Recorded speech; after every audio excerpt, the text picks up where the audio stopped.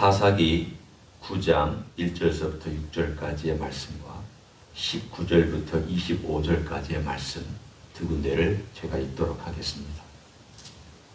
여룹바알의 아들 아비멜렉이 세겜에 가서 그의 어머니 형제에게 이르러 그들과 그의 외조부의 집이 온 가족에게 말하여 이르되 청하노니 너희는 세겜의 모든 사람들의 귀에 말하라. 여룹바알의 아들 70명이 다 너희를 다스림과 한 사람이 너희를 다스림이 어느 것이 너희에게 나으냐. 또 나는 너희와 보륙임을 기억하라 하니 그의 어머니 형제들이 그를 위하여 그 모든 말을 세겜의 모든 사람들의 귀에 말하매 그들의 마음이 아비멜렉에게로 기울어서 이르기를 그는 우리 형제라 하고 바알브릿 신전에서 은 70개를 내어 그에게 주매 아비멜렉이 그것으로 방탕하고 경박한 사람들을 사서 자기를 따르게 하고 오브라이는 그의 아버지의 집으로 가서 여룹바알의 아들 곧 자기 형제 70명을 한 바위 위에서 죽였으되 다만 여룹바알의 막내 아들 요담은 스스로 스무스무로 남으니라. 세겜의 모든 사람과 밀로 모든 족속이 모여서 세겜에 있는 상수리 나무 기둥 곁에서 아비멜렉을 왕으로 삼으니라. 19절로 넘어갑니다. 만일 너희가 오늘 여룹바알과 그의 집을 대접한 것이 진실하고 의로운 일이면 너희가 아비멜렉으로 말미암아 기뻐할 것이요 아비멜렉도 너희로 말미암아 기뻐하려니와 그렇지 아니하면 아비멜렉에게서 불이 나와서 세겜 사람들과 밀로의 집을 살할 것이요 세겜 사람들과 밀로의 집에서도 불이 나와 아비멜렉을 살할 것이니라 하고 요담이 그의 형제 아비멜렉 앞에서 도망하여 피해서 부엘로 가서 거기 거주하니라.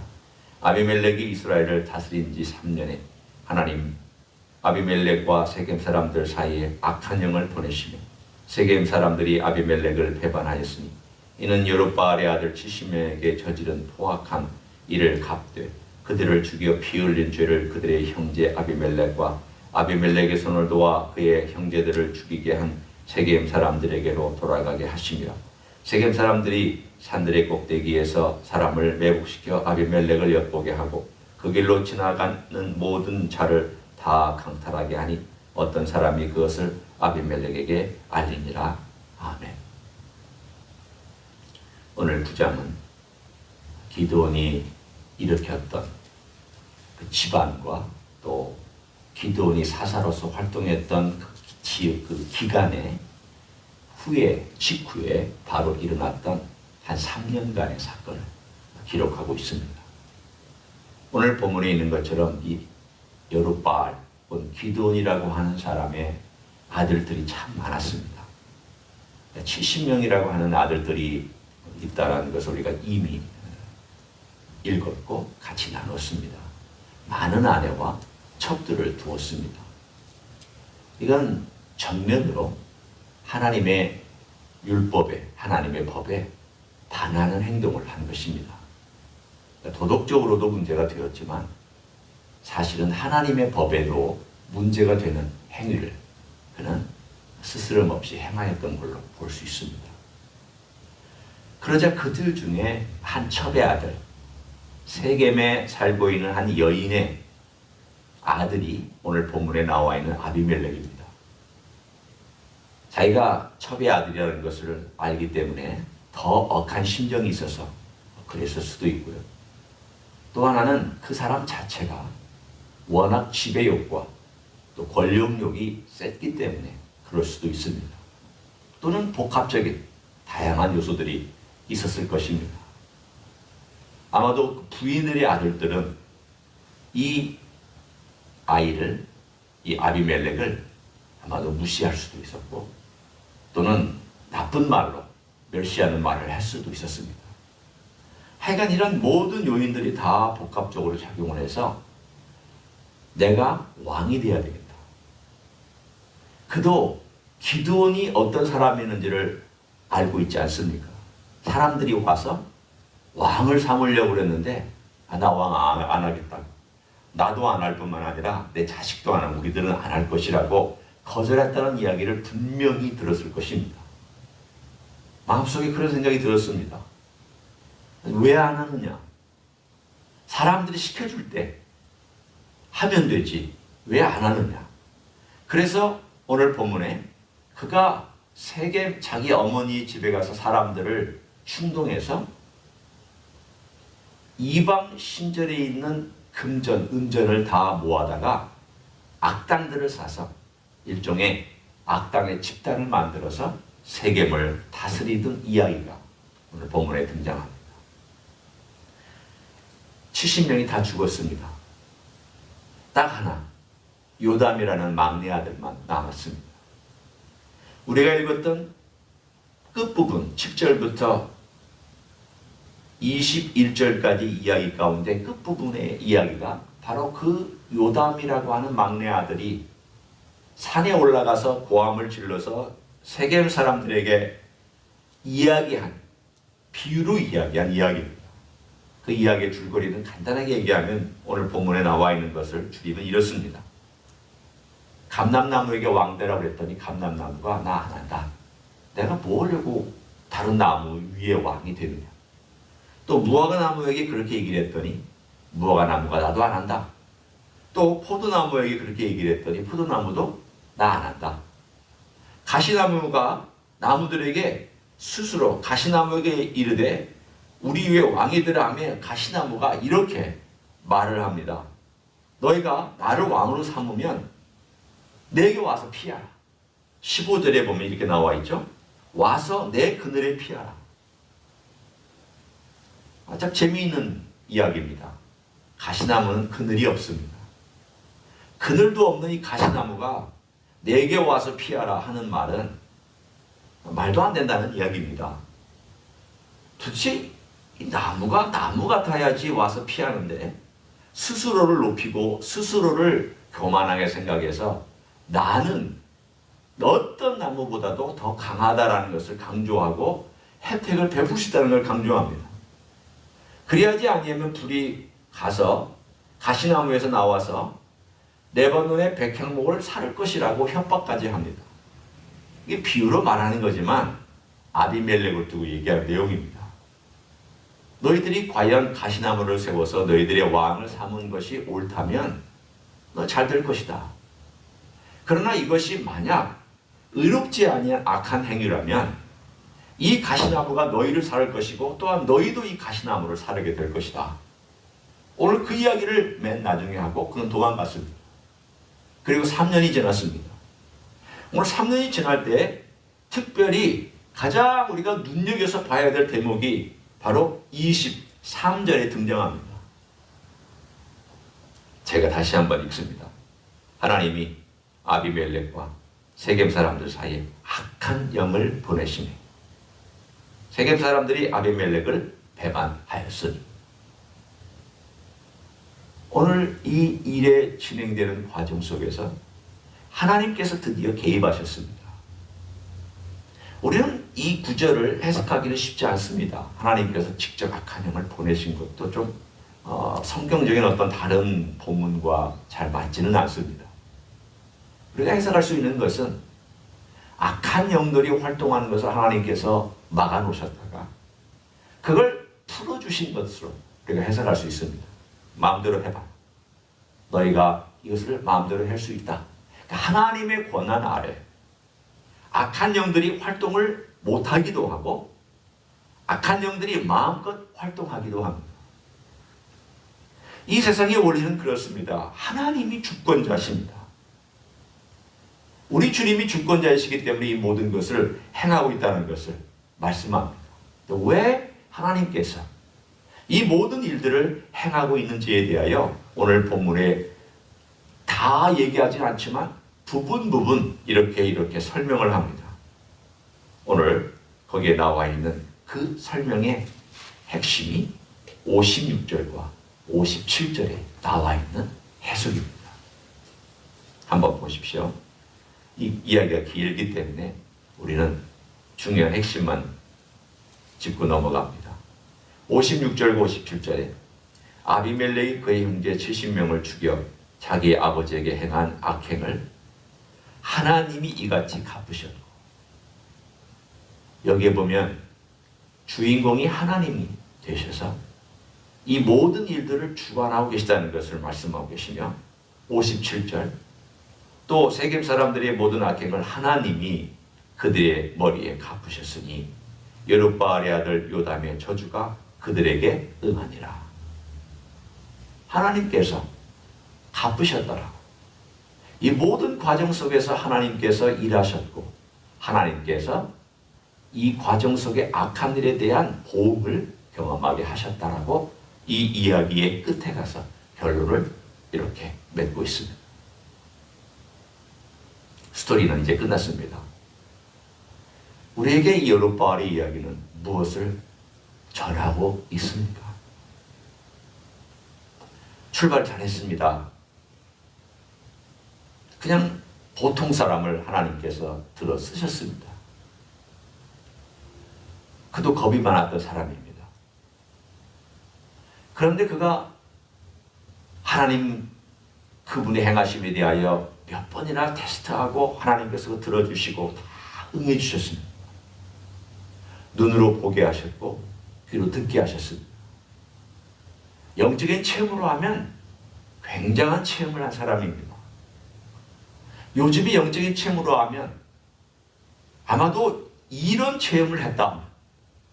하나님을 경험해도 대단히 많이, 대단히 깊이 경험한 사람이라고 말할 수도 있습니다.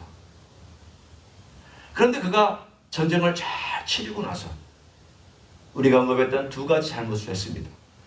에봇과 부인을 많이 두고 자식을 많이 둔 바로 그 사건이 큰 문제였습니다.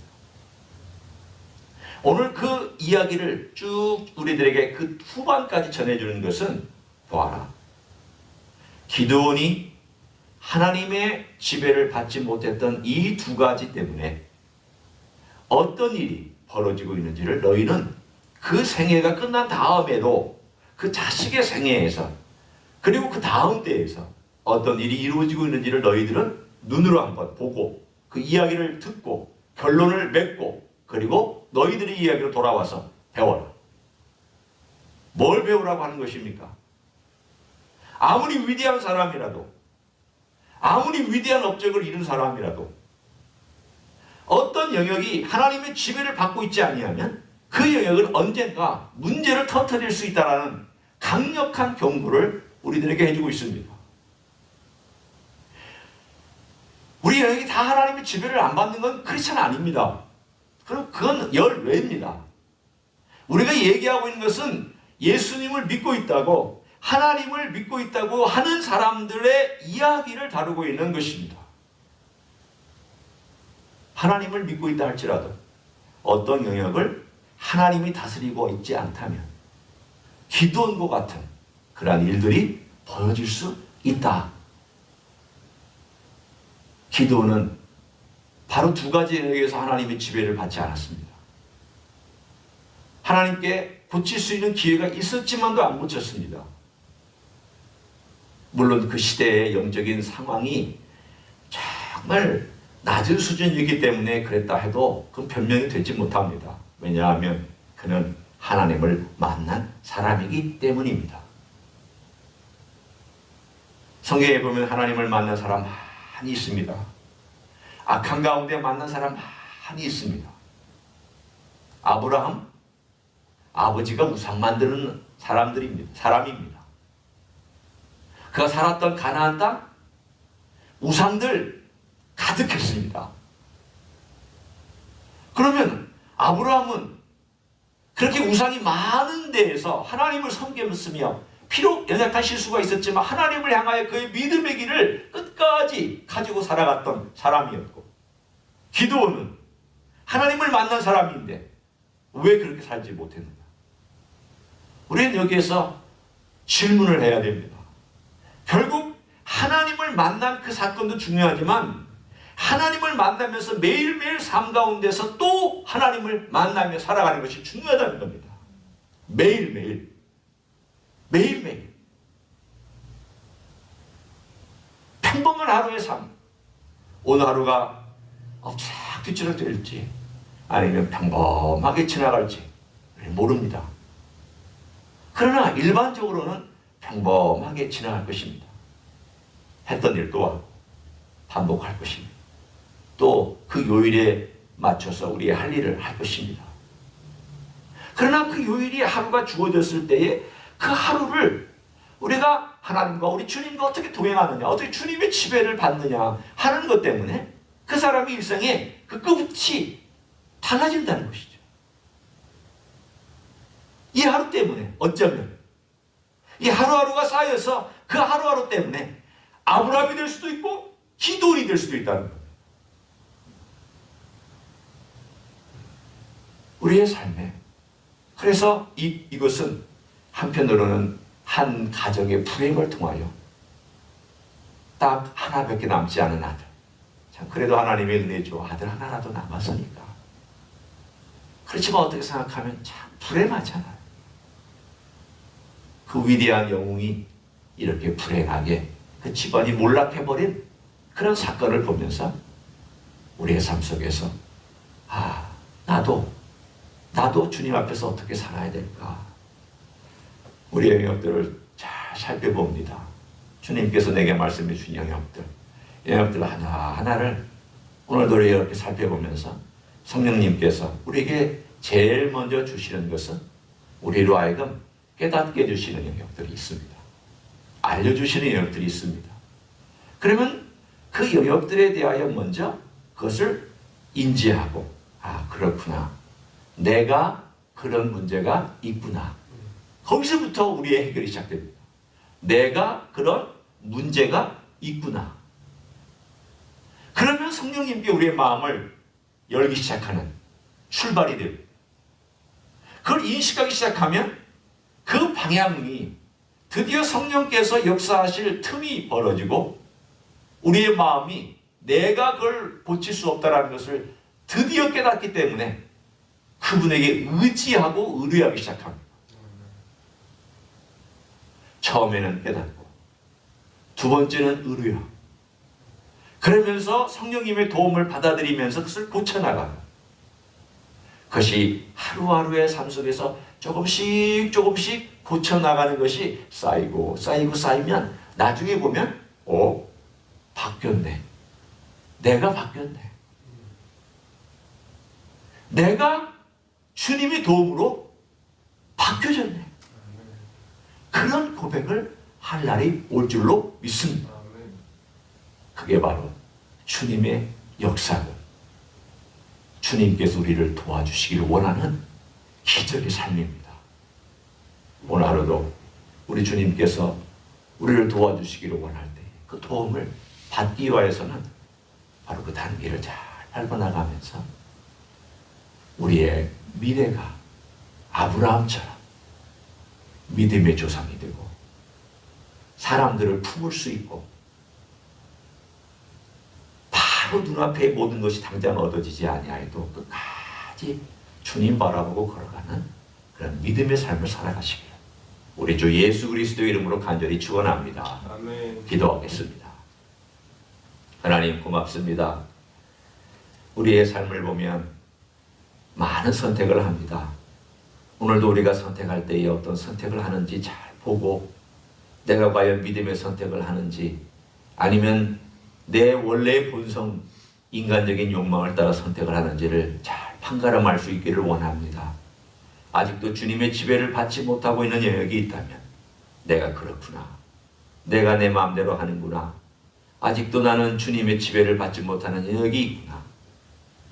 우리의 삶을 깨닫고 주님의 십자가 앞에 와서 도움을 구하며 성령님의 도움을 구하고 그래서 조금씩 바뀌어질 수 있는 삶을 살아갈 수 있도록 축복하여 주시옵소서. 이제는 우리 구주 예수 그리스도의 은혜와 하나님 아버지의 극진하신 사랑과 성령 하나님 교통하심의 역사가 오늘도 우리 주 예수 그리스도를 믿고 따르는 것은 단순히 겉으로만 행위로만 따라가는 것이 아니라 우리의 삶의 내면에 아직도 지배받지 않은 영역이 노출되고 인정하고 변화받고 주님을 닮아가는 삶인 것을 알아서 오늘도 그런 모든 영역에 주님의 지배를 받기를 소원하여 주님 앞에 나아가는 가정에서 예배드리는 종들 위에와 이 자리에 참여한 종들 위에와 주 임지 희수교회 위에와 이민교회들과 한국교회들과 선교사님들 위해 이제로부터 영원히 함께 하실지어다. 아멘.